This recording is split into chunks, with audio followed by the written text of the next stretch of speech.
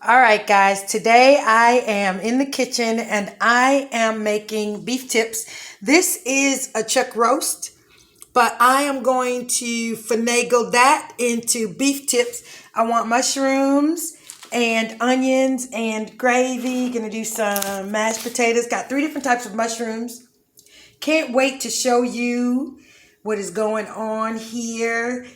Hang on, guys, we're going for a ride. So here's what I wanted you to see. I have a pot full of mushrooms, guys. I've got 3 different types. I've just got the regular old white button. I have got a portobello that happened to be on sale. It's organic, but not necessary for me. It just was the one on sale. And I actually have just a canned mushroom. I'm looking for a huge amount of mushroom presence in this dish, clearly. And so what I've started is just a little bit of fat. I chose butter today. I'm literally gonna just give these, maybe even let them get some color. Got a high heat going. And then you all know mushrooms have a lot of water in them. So what I'm gonna do is let them sweat off, and then I am going to fry them. You cannot overcook a mushroom. I'm just looking for the flavor to intensify, but I want the water off.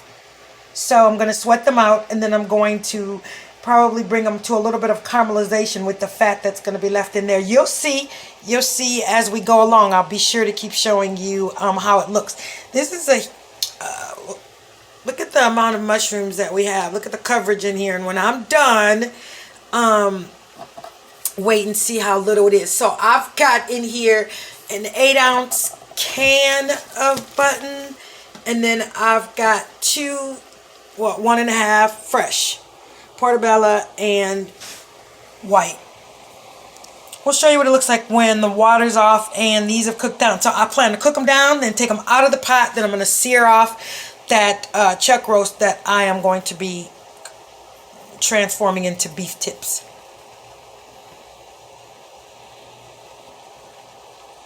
Just keep watching. So while the mushrooms are sweating, I am going to cut this. Is a whole chuck roast. This is about 2.5 to 3/4 pound. I'm going to cut this into beef tips. And so watch for the size, because if you cut them too small when they cook, they're going to shrink. So you have to be careful about the size. I'll show you what it looks like when I'm done. All right, guys, here we are, completely chopped up into some nice sizable chunks. And the reason is because these pieces are going to shrink as they cook. And this is a beef tips. That's what this meal is. So I don't want beef chunks or beef bites. I need it to be a sizable size of meat. And so I am seasoning with just my house seasoning. You know, if you watch me at all, that I simply put in the same container salt, pepper, garlic powder, onion powder, paprika, and a little bit of thyme into the same container, because I'm always using the same seasonings to, season my meat. So since I'm always using the same thing, rather than pick up all those containers every time, I just create a container and I keep it available for myself. Now, I'm going to do something that is new for me. I've seen it done a lot of times on Cook's Country, I believe it is. They take baking soda and they will sprinkle just a little bit on top of the meat. We're doing this for browning because it's Tuesday at 5 o'clock.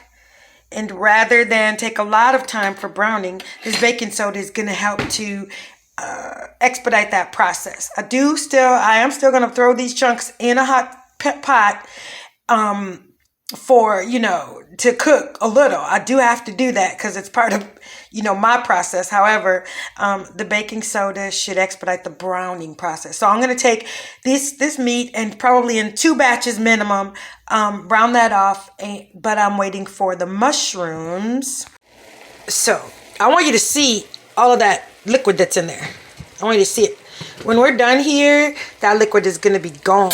So you can see mushrooms are they're a lot of water. And look at how much space is left in that pot after I've cooked those mushrooms out. So I'm going to take them out and let the meat get at it, but only when the liquid is gone.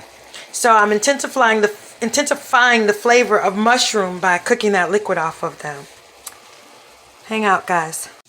So I wanted you guys to see and hear all of the liquid is completely gone from this pot. So if you could smell it, you can't smell it, but if you could smell it, the smell of mushroom is so ridiculously intensified in this space because we cooked the water off and we let them, and I'm actually trying to get a little bit of color on some of these.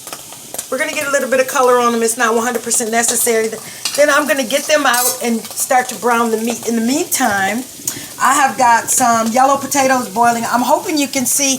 I've got cloves of garlic in there. See that? I've got cloves of garlic in there because if it boils with the potatoes, then we literally extract that flavor into the potato without having done anything other than put it into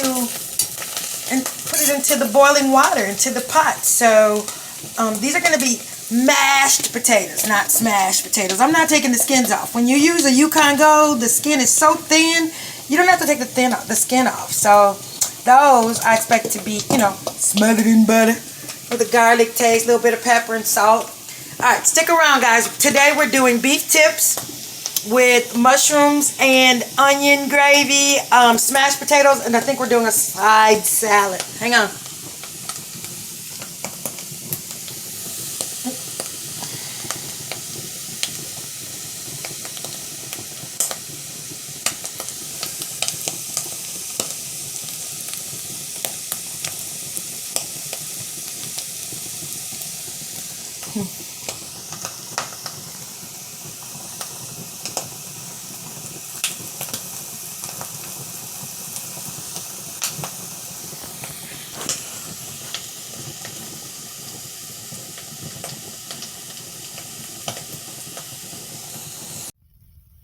So here I am browning off this meat in batches. If you can see the color that I'm getting, that color equates to flavor.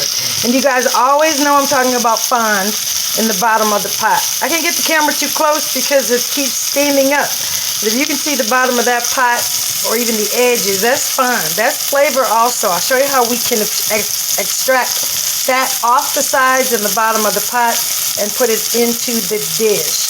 So again, I'm browning off the meat, taking it out. Then I'm going to add the beef and the mushrooms and the onions all to get tender to the same pot. So I'm done browning the meat and I am going to remove it from this pot.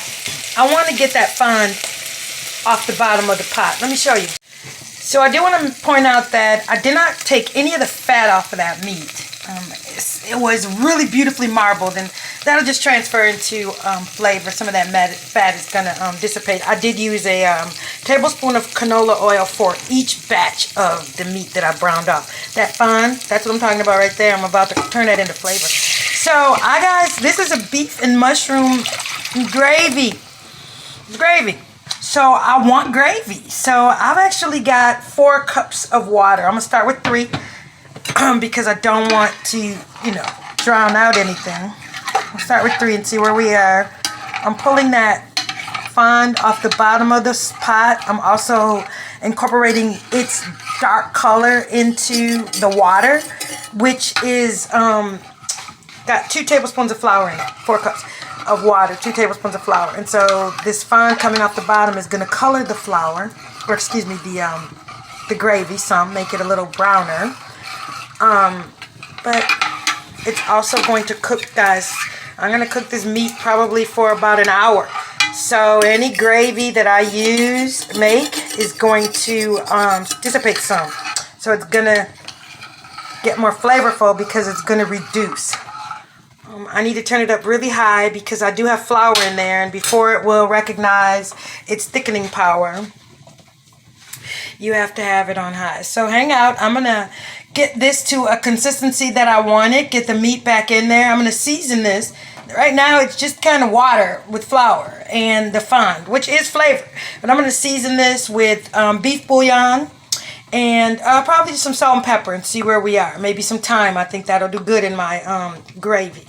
Either way, we're working on beef tips with mushrooms and onions and gravy. And I've got what's going to be smashed potatoes here. A couple of cloves of garlic in there. So here I am, guys, with a little bit of a simmer going on after I have created this gravy and put the beef and all the juices that had accumulated on the plate back into the pot. I'm going to turn this down on low and let it simmer. I have not added the mushrooms and onions in yet. I'm thinking that my gravy may be a little thicker than I want. I wanted more, closer to an au jus, but I haven't added my veg in yet. The onions are full of water, so it very well may thin this beef or this broth. I'm going to let this cook for about an hour before I even put the onions and mushrooms in. I don't want them to completely dissipate, although I want the flavor. So I've got about an hour and a half, 2 hour process here, finished cooking this. And so I want the meat to be completely fork tender. I'll show you what that looks like when we're done. I'll show you actually when I add the onions and mushrooms where we are. I am just about to finish up some smashed potatoes. I've got, well, let me show you. Here's the potatoes after we've drained, strained, and fresh garlic cloves that I boiled right in the pot. I've peeled and are in there ready to go. So I'm not going to do much to these potatoes. They're going to get smashed with a little bit of butter and some salt, and the potatoes will be done. See how easy that potato masher is? So I'm going to put in a couple tablespoons of butter and let the natural heat from the potatoes melt that. I am adding probably a teaspoon and a half of salt and about a teaspoon of pepper. I don't anticipate adding much else to these potatoes. Maybe some milk, depending on the viscosity of them. I'll show you when they're done. Those potatoes are done literally in a matter of moments without any touching. So they're baby Yukon or Yukon Gold that I boiled with a couple of fresh cloves of garlic right in the pot. Peeled the garlic, and I just use a potato masher. Mashed potatoes, butter, a couple tablespoons of butter, some salt, pepper, and milk. Potatoes are ready. Just waiting on that beef. And I'll show you guys what that looks like when that's done. All right, guys, so here we are. We are an hour into cooking the beef tips, and this fork can go straight through, and I can feel the tenderness here. I know that this meat is ready for, see, it's going straight through, onions and mushrooms.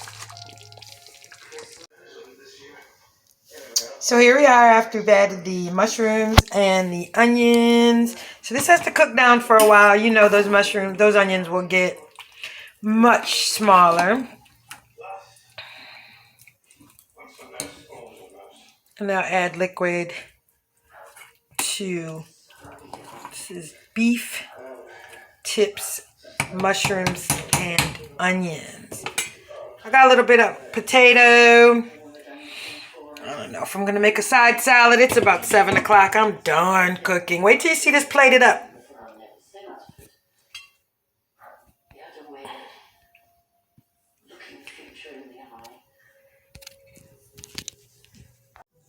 All right, guys, here we are.